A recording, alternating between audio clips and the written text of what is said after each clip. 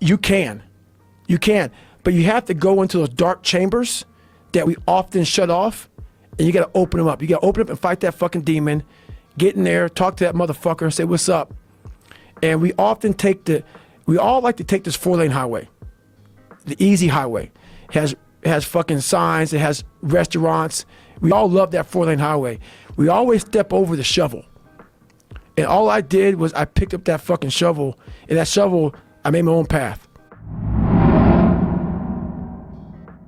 You may not tell a single lie for the next 48 hours. And you'll be amazed how difficult it is. You'll be amazed how many little white lies we tell.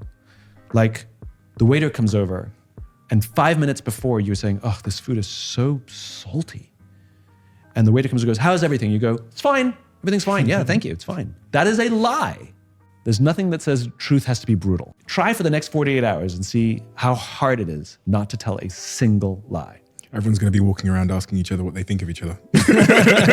Now, Simon said you got to be honest. You got to put yourself in a hellacious situation. How are you going to react? Like all that training goes out the fucking door when you're in the fucking cold water and you're fucking miserable, and it's the first hour of 130 hours of Hell Week, and that first wave goes over your head, and you're the coldest you've been in your life, and your mind goes from hour 1 to hour 130. All that fucking self-talk and shit, dude, you ain't thinking about that. You think about getting the fuck out of here. But if you live this shit on a daily basis and you know how to calm your mind down, the self-talk will help. All that stuff will help. But usually we react. We have pain, we have suffering, we react. And we react about, get the fuck out of here. We gotta go. It's those people who are able to control that fucking feeling of fucking flight and say, nah, motherfucker, there's a way through this. But it was worth it. And that's the question. Are the sacrifices worth it? And sometimes we hide the pain or the difficulties or the strains or the stresses with all the silly fun stuff, which is a salve, let's be honest. I mean, it does work to some degree. But not all stress is bad. I joke, often, when we work hard for something we love, it's called passion. When we work hard for something we don't love, it's called stress. Now, in both cases, you're working hard. What's the difference between, doing something you love and you work late hours and you sacrifice your relationships and you sacrifice your family, but you look at it and say, it was hard, but it was worth it. I knew that guy was dead and buried and gone. And I was gonna die out here on this fucking Walmart for whatever reason why I was gonna get through this motherfucker. I didn't give a damn. There was no fucking crowds. There was no trophy at the end. I wasn't even in a race in my mind. It was nothing.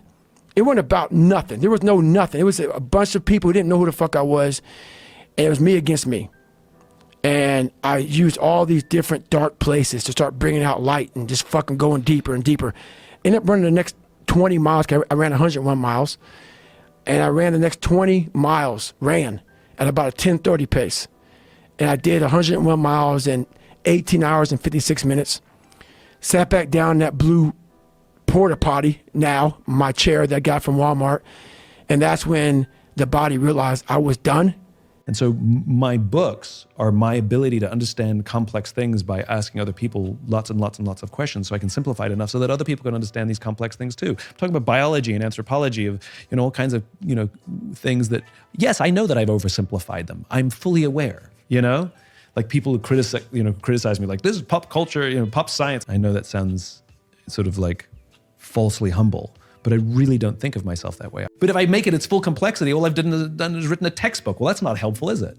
That is the thing, right? And that's one of the things that I've gotten from paying attention to you is that you what you're preaching, what you're talking about is finding yourself through struggle. That's it. It's the only way to find yourself. You don't find yourself, if you like bench pressing and you bench press all the fucking time, what are you finding out?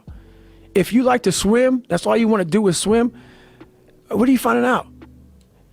Put that, people talk about triple down on your fucking strengths. Right. That's the fucking weakest shit in the world.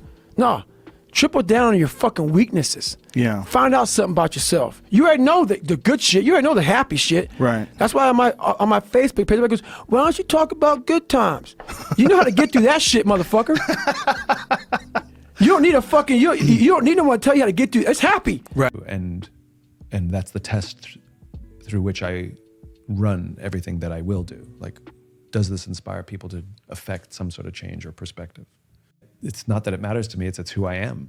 It's like, that's core to my being. Like your why is core to your being, my why is core to my being. That's my personality. It's what wakes me up every day. It's what fulfills me. It's what fills me as well. So, and then I have my cause, my just cause, which is, my why is where I come from.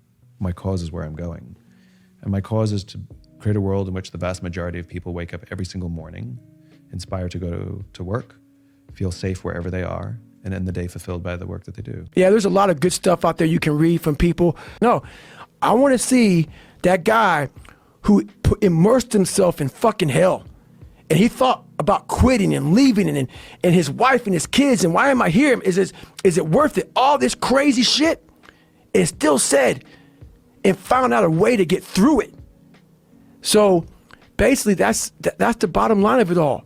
We all want to read about how we can quickly get somewhere. That's why the 6-minute abs and all sort of shit is so powerful. You may get some results from it, but they're not permanent. The permanent result comes from you fucking, I say it all the time, you have to suffer. It's not one-sided. And this is where I think great relationships work, which is we take turns. And sometimes it's really difficult when both of us are in need at the same time. That gets really difficult. Good thing we have friends. So, the height of COVID, I have a couple of my friends, they're sort of remarkable high-performing individuals, both of them. And one of them called me out of the blue.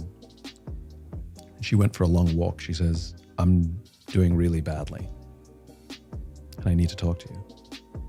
And I don't want to talk to my husband because he's doing really badly as well. And I fear that if I talk to him, he doesn't have the energy for me, but I know he'll want to be there for me, which will make it worse for him. We're both really struggling. Do you have some time to talk? And these guys are ringing the bell, quitting, dropping their helmet down, rolling out. A lot of guys just leaving. And it made me reflect on my fears, my insecurities. And I saw real men, what I thought were real men who were staying, who were overcoming adversity, who were overcoming all these different things that I had blamed so many fucking people in my life, my dad, my mom for not being there. When I was 14 years old, my mom was gonna get remarried to this great guy. He got murdered. And then I moved back to that small town in Brazil, and everybody was to blame. My learning disability, my skin color, me being everything. And so I sat there for a while, and I was like, man, I got it. No one's gonna fucking come to help me. No one's gonna fucking come to help me. It's fucking me against me, period.